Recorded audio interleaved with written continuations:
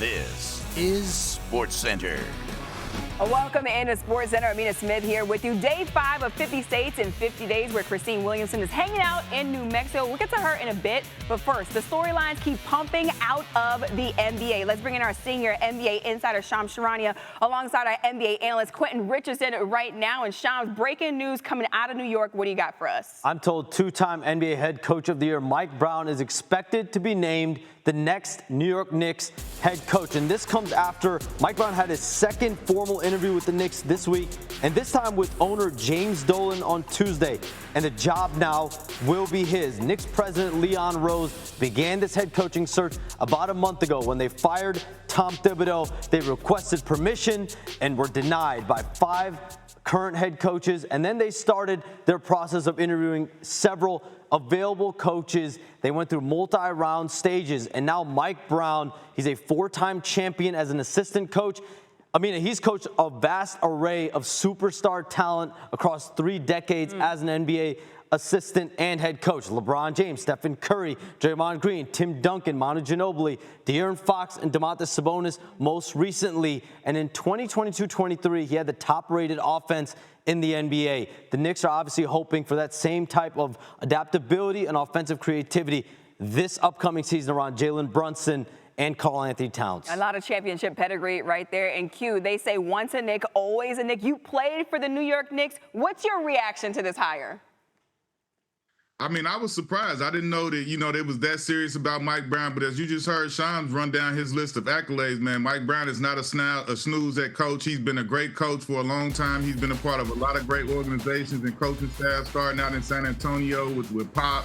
He was part of the Golden State Warriors championships. And like he said, he's been a 2-time head coach of the year himself. And recently in Sacramento, he did a great job with the Beam team and restoring that franchise to giving them something to hold their head about. So I like Mike Brown as a coach. I just don't think that the Knicks fans were thinking this was the move that was going to be made after they after they got rid of Tibbs and did the things that they did. But I think if they give Mike Brown a chance, he could do really good for him. And Shams, you talked about the other candidates that the Knicks were looking at. What more do you know about the key factors that led New York to choose Mike Brown over those other candidates? So Mike Brown was the 4th known candidate to interview for the job. So Taylor Jenkins, the former Grizzlies coach, James Borrego, associate coach of the Pelicans, Minnesota Timberwolves lead assistant Mike Nori, and then Mike Brown. But they just felt with his experience, his adaptability, his creativity on offense that he has shown in recent years in Sacramento, that really took him over the top. But listen, at the end of the day, this is a pressure cooker of a job that Mike Brown is coming into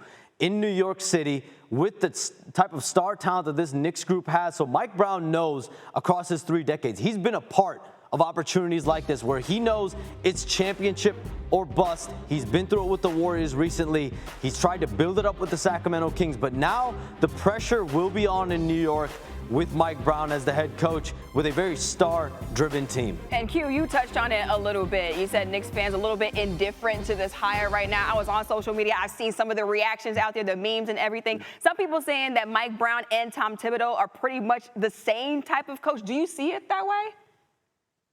No, I don't see him the same type of coach. But like you said, I was aware of the social media activity too. I think they're different, and I think Coach Mike Brown, he does have in San Antonio when he was coming from, he was known as a defensive guy, and then I think that kind of changed once he got to San Antonio, Golden State being around that offensive group, and I think he's a good mesh of both things. I think he's got, like you said, like Sean said, he's got some offensive creativity now, but he was based on defense. And I think that's a good mashup. And I think that's why he's had success as a coach, and he's been a head coach of the year a couple times in this league. And there's a ton of question marks in the East next year. You got Tyrese Halliburton now. Jason Tatum is out. The Bucks have moved on from Damian Lillard. So, Q, what are the expectations for New York, knowing that the East right now is pretty much wide open?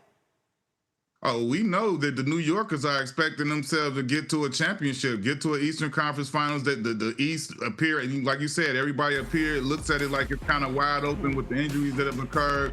It's time to go all in and try and get it done. And I mean, this team was right there knocking on the door, and they didn't have any injuries or anything like that that's setting them back. So all intents and purposes, they should be the team to step up to the plate and try and conquer it. So I mean, if you're a New York Knicks fan, you're expecting to at least get to the Eastern Conference Championship and be competing to go to the finals.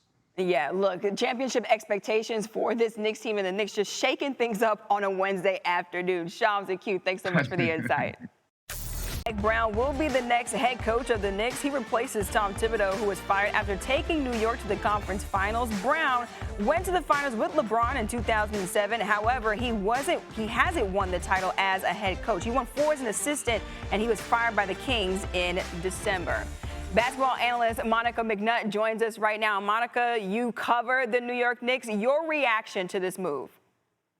Well, I'm glad that someone's in place, honestly, Amina. But I actually think Mike Brown is a terrific fit, both for this city, for this team, and what the Knicks were looking for after they let go of head coach Tom Thibodeau. That was not because Tom Thibodeau did not work hard, was not diligent, and was not a student of the game, but they're looking for a coach that's going to help move this offense forward and connect with these players on a different level.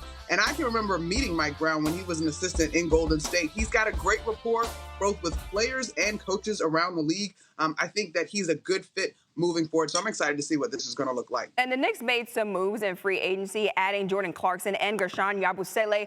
What kind of roster is Mike Brown taking over right now? Well, when you look at it, Amina, everything was happening in the East, right? Yesterday's free agency moves and such. The Knicks, honestly, their core remains most intact as you look out toward next year. The additions of Clarkson and Yabusele are welcome, particularly Yabusele as a versatile rebounder. Clarkson obviously is microwave scoring off of the bench, an area where the Knicks struggled this particular season. But beyond that, you still have a team that had a terrific year offensively. When you look at what they were able to do this last season, you have a chance to add to that. You still have a team that understands the importance of grit, of defense, of rebounding. And you've got one of the most laid-back superstars in the league in Jalen Brunson, who truly wants to do whatever is required to make this team most successful. And what are the expectations for Brown coming in after Tom Thibodeau took this team to the Eastern Conference Finals for the first time in 25 years? Well, Amina, let's call it spade a spade. Eastern Conference Finals, at a minimum, seem to be the expectation.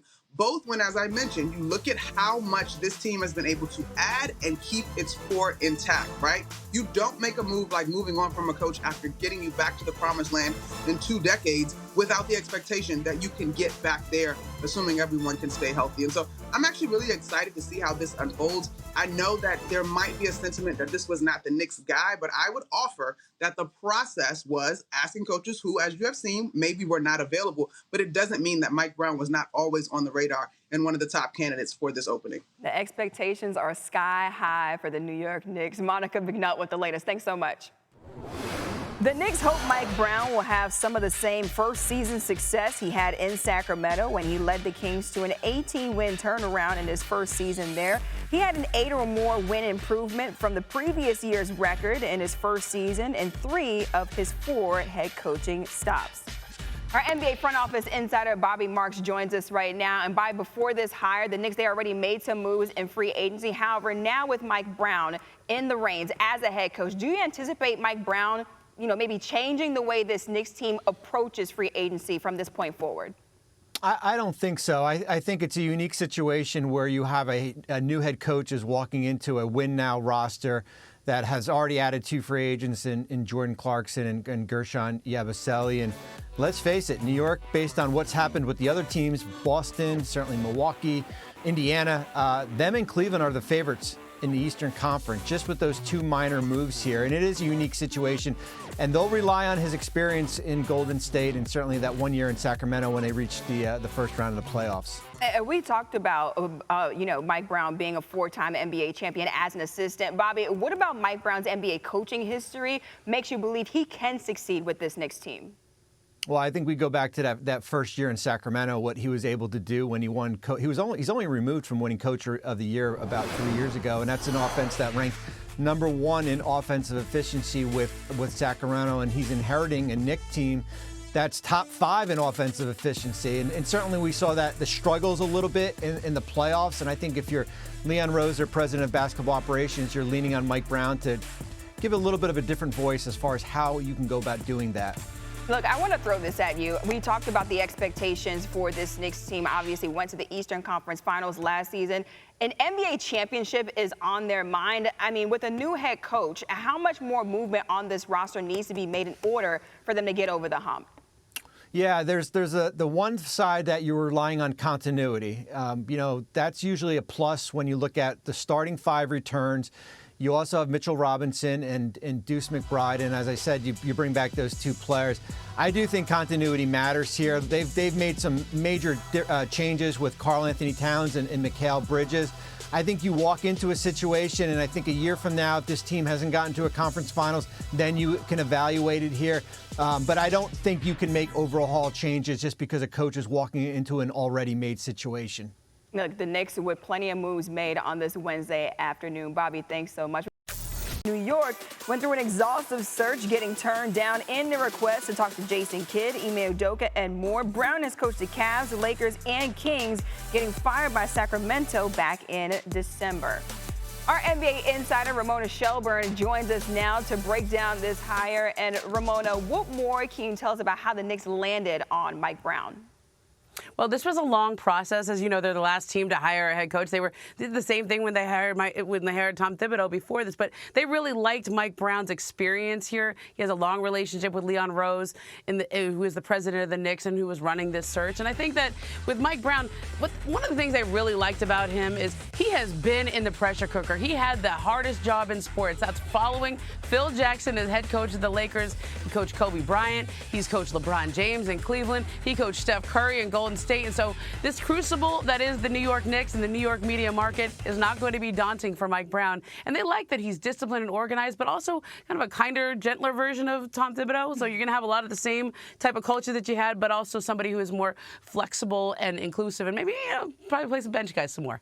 And look, you listed all of it right there. Mike Brown has lots of experience coaching superstars. How might that experience help him in New York and really get them over the hump? Well, I remember with Mike Brown when he was coaching in Golden State, and he had to coach a lot of those finals games for Steve Kerr. Remember when Steve Kerr had those back issues? And Mike Brown actually coached in those games. He really seemed like a different guy to me. He had learned so much from those stops in Cleveland and L.A. And I looked at him and I was like, Mike, this Golden State Warriors culture has rubbed off on you. And he took that into Sacramento. He rebuilt the Kings into one of the best stories in the NBA.